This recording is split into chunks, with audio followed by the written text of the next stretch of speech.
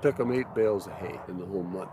January. People say, well, how do you do that? And I said, maybe you better do something different. The cow should look after the rancher, not the rancher look after the cow. 6, 7, 8 years ago, it was pretty dry. We're dry a lot of time here. The crested wheatgrass was still at the stand, but it was dried out. The calves didn't have a real good shine on them, and I thought, I gotta move them. And I heard about the Rio tubs, so I thought, I'm gonna give those a try and see what they'll do. Within a couple, 3 weeks, it looked like the cows were milking better and the calves were a little more shine to them. And so right off the bat, that's when I realized that there was something to the mineral tub. So I kind of backed off, and I didn't do year-round for a year or two. Trevor had talked about using these tubs year-round to get the most out of it. So then I thought, well, I'm going to bite the bullet and spend the money and do the year-round thing with them. That initial price just scares people off, and you know, they'll buy a few tubs and put them out and say, well, I don't see any benefits, so then they quit, they'll go buy something else. But I don't think it's giving it a fair chance. Because I see them, depending on conditions, but sometimes they back right off and they're not using much. At other times they're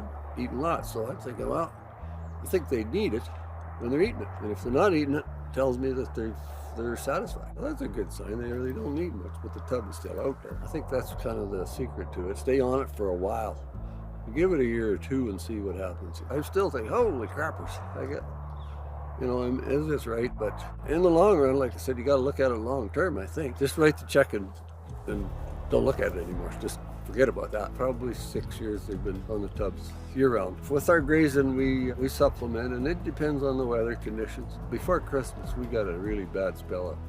A little bit of snow and wind and cold, 30 below stuff. Cows that are in the winter field, I took them some hay just to keep them filled up because they're out. Oh, they're hunkered down behind a hill somewhere. And then after that, I got into January, and it stayed cold. But I thought, you know what, they're doing good. I'm going to see. I thought, I got to keep track. So I thought, well, I'll start beginning of winter right through till into March. The month of January, they were on tubs, and I took 8 bales out to 140 some cows. So I thought, well, that's working. And the cows were, condition was good. They stayed in good condition. I can't remember what one of your videos about looking at the manure. And I thought, well, yeah, I'm going to pay attention to that, which I did. And I saw a lot of that, you know, how do you describe it, where it's a pancake, kind of deal. I saw a lot of that. And I thought, well, yeah, there's something to this then. I did eat quite a bit of mineral through that period. I probably had 4 tubs out there, say with those 145 cows or whatever it was, and they were eating mineral. I don't know if excessive or not, but when they're run out, I take some more tubs out. I guess if I could keep more track of that, maybe I'd have some figures to tell you, but I don't. 5, 6 weeks ago, we'd had a shot of rain finally. One set of cows has got some tame grass, and of course it was all dried up, and this little shot of rain come. And the crested wheatgrass, probably 3 weeks after this rain, they had native grass to go to. But they come back on the tame grass for a little while. Like the crested wheatgrass got so it was 3, 4, 5 inches tall. And they weren't eating much mineral. And I thought, oh, there's something to that. They don't need the mineral. The green grass come and they're getting it out of the crested wheatgrass. So they backed off for a while. So it's not high quality alfalfa, none of that stuff.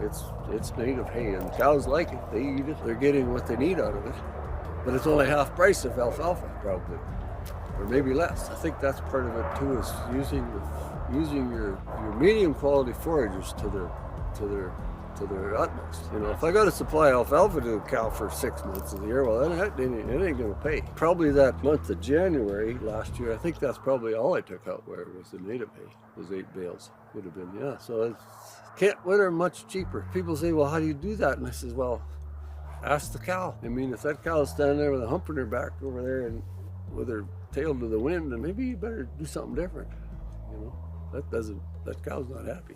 Cow's happy, I'm happy. As far as I can see, it's working for what we do. We didn't use to Preg Check our cows, but when the dry years come, I thought, well, no use winning a dry cow. So we started Preg Checking after we weaned. We were probably in that 6 to 7, 8%. The last probably 3, 4 years, it's been around that 4 or 5% dries. I mean, you hear lots of horror stories, but sometimes it's, you know, bull troubles or something or other, or bad water or something. So that 4 or 5% dries, to me, is not a bad thing. I think it's probably on the better end of things. Heifers, I think, was a 42 cycles. Yeah, I think 42 days. We Preg tested those already, and we were pretty satisfied with it for a short breeding season. We'll turn out the end of June, pull the end of August, and we used to get the odd cow or two to be after the 1st of June.